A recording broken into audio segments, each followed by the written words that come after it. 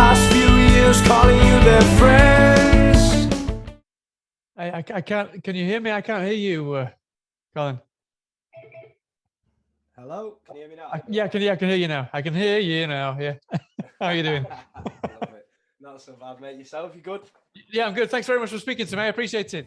Can you hear me now? Calling out your name, you know it never feels the same.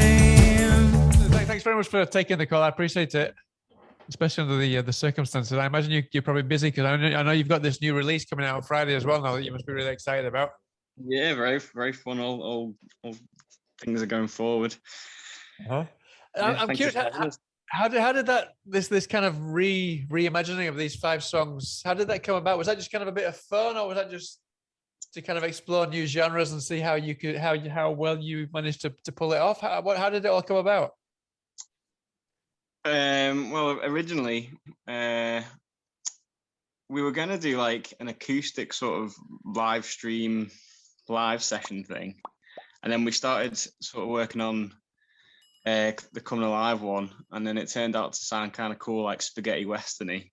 Yeah. And we all like write all sorts of music for different stylings, and it was just like, well, what about if we did this one in this style? And it just kind of snowballed, and then suddenly now we're releasing a whole reimagined EP. I mean, I've only heard the little snippets that you posted on Instagram and stuff. I mean, the one sounds very kind of Wild West there, yeah. Another one even gave me almost a kind of Lion King vibe. I don't know what were the actual genres that you went for? Why specifically those ones? Go, I think it was all just the different influences that we all have separately. I think as soon as we like made the decision to go for this idea, we all just got in a room and started talking about each song, what we could do with each song, and how we could bring out our own influences to it. So, Jay loves his synths, and Where Is Home has become this like lovely little chilled out synth record. And Coming Alive, I think with Coming Alive, we just added to what the initial idea already was. But then when we got in the studio, it became a lot more rocky, and then we thought, no, we'll do what we originally thought it might sound like, and I love that one. But yeah, I think it's all just each of our different influences just coming together into these songs, and I found it really interesting, the whole process. To be honest, it was very much enjoyable, wasn't it? I mean, coupled to that, I understand that you've recorded kind of videos to tie in with each one of those as well. That must have been a lot of fun, no? To kind of dive into these genres and create videos, kind of set in those worlds, no? Yeah, it's just fun making content, isn't it? Like trying to just do something a bit more interesting. We've done loads of videos for sort of lockdown. Since lockdown until now, there's been a time of just sort of getting to grips, shooting our own videos and practicing with that. And it's kind of just become quite self-sufficient. We can just kind of like go, right, let's do this. It's like, all right, yeah.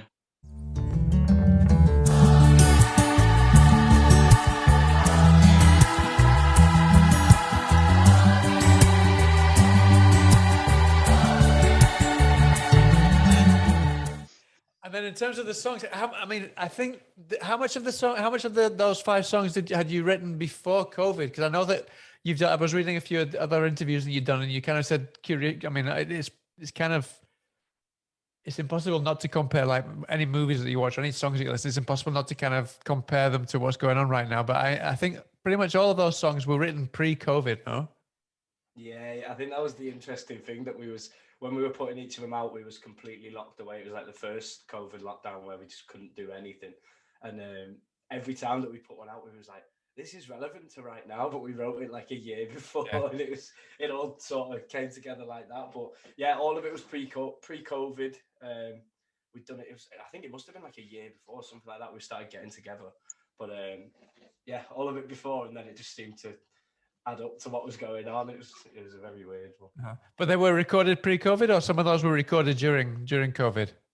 I think we got in the studio for the last couple of releases, just when we first got let out to do sort of something. And the first few were before, and then a couple of them were just as we could be let out Yeah. into the world again. And kind of having written those songs before, the ones that you recorded a bit later on, did you find that COVID played into how those maybe changed? Did they kind of change a bit after you'd written them beforehand? And did you find kind of, I don't know, maybe more rage, or I don't know, something that sort of played into how you came about finishing those songs off? The songs off.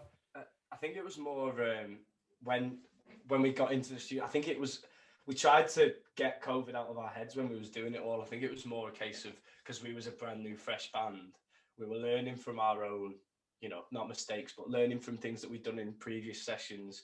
Regardless of COVID, it was just more about the music. So we was like, coming from the first 2 sessions, what do we want to do with these songs now and make them even better? So I think we did quite well to try and channel it completely out of our head. Like, the only things where we was talking about COVID was when we was washing hands and keeping apart from each other. I think we just trying to make that space just wiping down microphones. Yeah. It was like, besides that, it was just completely forget about COVID. Like, we're in here. We didn't think we'd be in here for a while.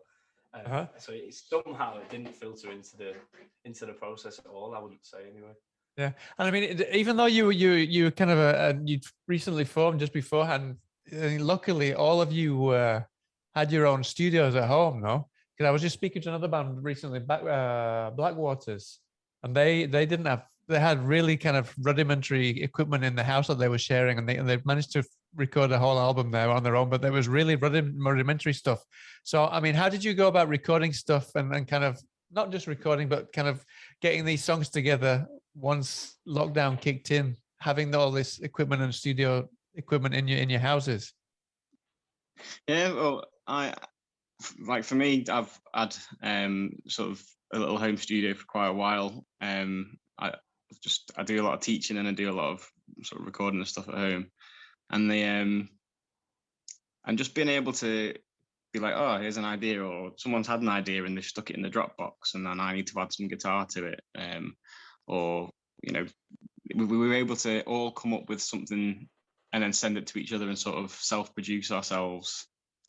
And then suddenly these amazing demos happen. We actually have a Dropbox that's just completely rammed full of demos that haven't seen the light of day for a while. And new stuff that's coming out soon, which is exciting. That's after the Reimagined, without giving too much away. And yeah, it's just been really, really helpful to be able to go, right, I've got this idea, set the microphone up, and be able to do it in your pajamas.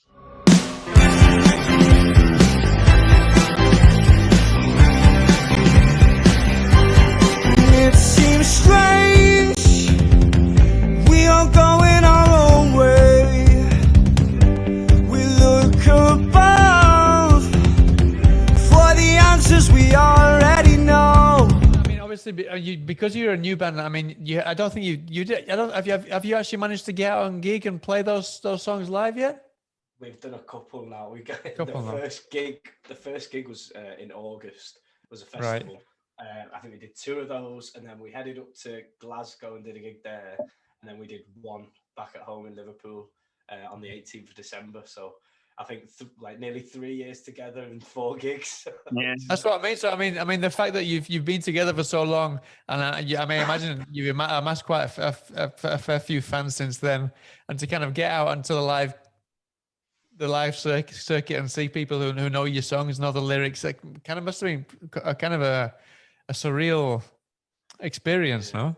I think the weirdest part is that the people who like our tunes and come and watch us, like, these songs are pretty old to them now. So it's like they love it and they sing along and stuff, but they're old songs now. It's like well over a year old, and that's the craziest thing about it. And obviously we get this EP released on Friday, and then the first thing we're looking to is just all of these tunes that we've had written over the lockdown period, just get them all out. Like, we want to release tunes like steadily again, and you know, as quickly as possible, get them all out, show everyone what we've been working on.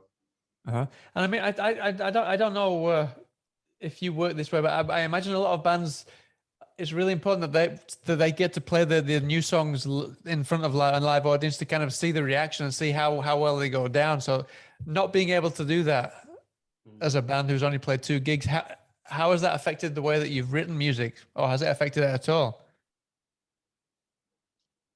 Oh, well, in the few gigs that we've managed to play, we do sneak in the odd new nugget to see what see whether people like it, and it's been positive so far. Yeah, I think we just write music that we like and enjoy playing, and the feedback that we get from people is just lovely. They're nice, and when we actually finally get to play it in front of people, I suppose that's the real test of whether it's going to kick off or not. And some things that I've had people say to me, like friends and family, but also just randomers, they're all belters. all the tunes on our EP. It's hard to pick a favorite. I've had some people say, not that I'm tooting my horn or anything, or our horn. But... No, I agree with you. I mean, I think the first song that I discovered you was with "Where Is Home," which I love to bits. And then just like every single single is hit us hard. It's been really, I've loved them all. Yeah, they've been really, all five are like single worthy. They're brilliant. Yeah. So I mean, you've done a good job there. You wrote these, you released these 5 songs, and then you've got this EP coming out, which is all reinvented. I imagine you can't say too much about what's coming next, but have you had? I mean, I imagine COVID's given you time to plan quite a few more songs, maybe even record them.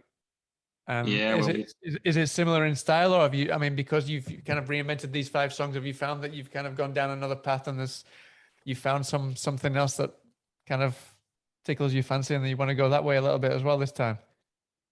Yeah, we've got so the chapter of Same Sky will be closing once this Reimagined EP is done, and then the new stuff. There's some. It goes off in another, hopefully more interesting direction. I think we hit a bit harder with some of it, and then a lot of it is a lot more emotional and stripped back. And you see, I just think the entire thing is you hit a different side of Sienne on every song, which I thought for the first EP, I love it to pieces, but I think we was just trying to get out there with a bang and just saying, here, this is us, listen to what we're about. And now that we've done that and people know what they're coming for, we just decided to open it up a little bit, and I think we go a little bit harder, like I say, and then a little bit softer sometimes. Like on that first EP, there isn't really a sad sad slow ballad. No, yeah. And we've introduced one of those, and but then we've also got a song that's probably the hardest hitting, fastest, nastiest song we've ever wrote as well. So it's going to be a very different vibe this next release. But I'm excited. It's good to show off different sides of us, I suppose. Yeah, definitely. The recording process was different as well.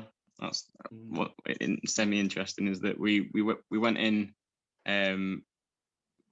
for after doing the full EP, and we kind of just threw the kitchen sink at everything to do with the EP that's just gone.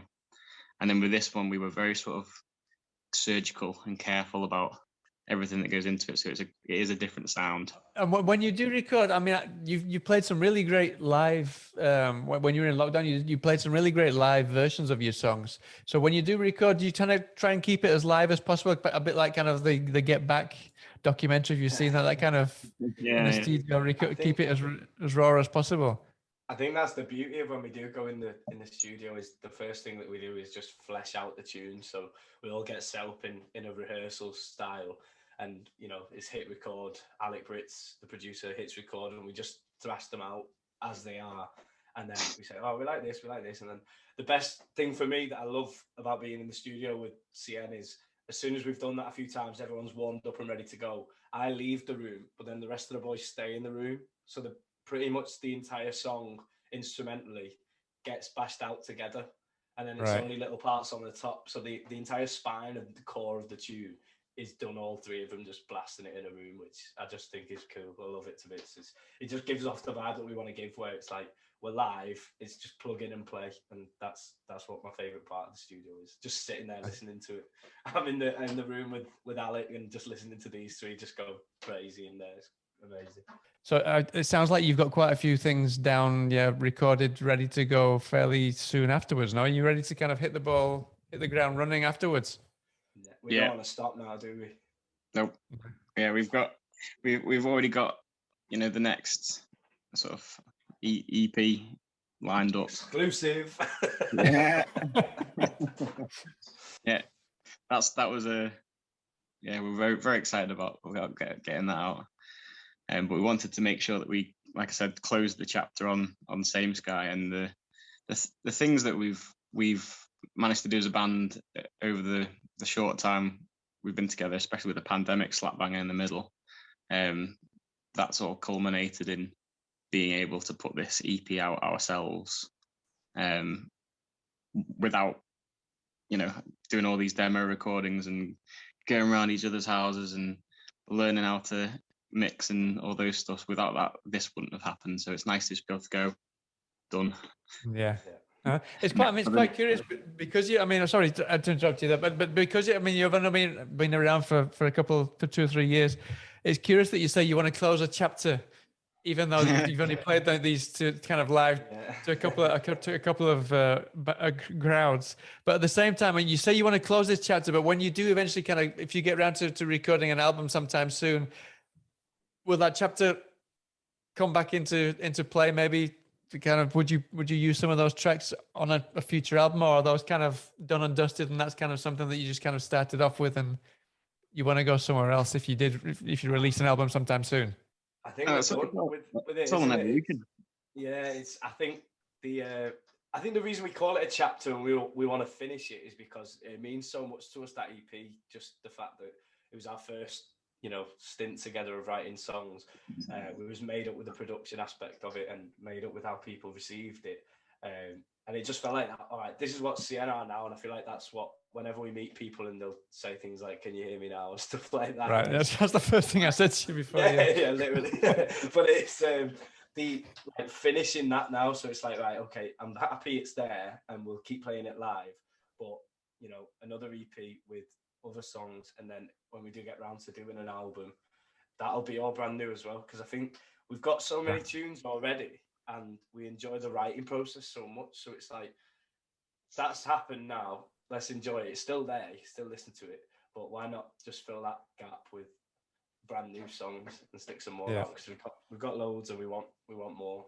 So brilliant. And something that I like to ask the bands that I get on here is, obviously you've not been able to go out gigging too much, right? But I mean, usually I'm asking them like kind of on the circuit, and the Liverpool circuit is fantastic at the moment. There's so many bands on the Liverpool circuit at the moment.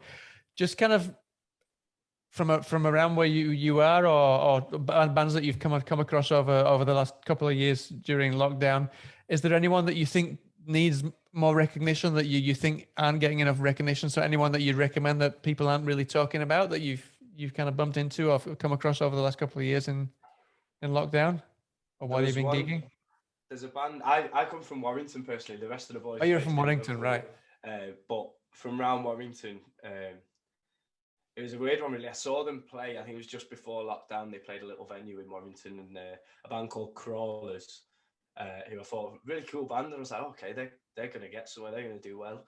And you know, just sort of following how they're doing and blah blah blah, and listening to the music, and then they just sang with Polydor the other day. So I'm like, oh god. Yeah, I think I know you might. Is that Crawlers HQ? I think is on Instagram or something like that. They said they ring the bell, the name. Yeah, that's their at, I think. Yeah, but it's yeah. I think they got a song on TikTok and it was being used for you know, like people for like a challenge or something. Yeah, something like that. But it's a brilliant tune, and you know, their numbers just went sky high, and then Polydor found them now. So I think they're going to go on to have a great career. But they was always a band that I was like, oh, they're a cool band, and then just decided to stay away. Brilliant. At least they're getting the recognition now. Yeah, that's true. Well, they will do anytime soon. They will do. Yeah. And have you found anyone else? Who can we plug? Our mates from Liverpool. James, one of my mates, James, Brighttown. That's his band? Isn't it? Brighttown's. There's a fellow that I've known since he was very little. Who's a very good guitarist called James Morris, and he's part of a band called Brighttown. He deserves recognition. Yeah, very much so. I know that they release stuff on kind of like on Spotify, and they're doing gigs and stuff. Yeah, well, they're extremely new. But people can find them online and stuff already now. Yeah. Brilliant. I'm just looking there.